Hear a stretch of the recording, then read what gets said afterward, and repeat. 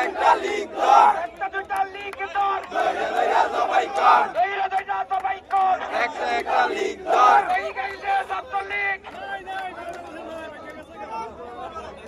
এই মুহূর্তে খবর এলো শেখ হাসিনা পালিয়ে গেল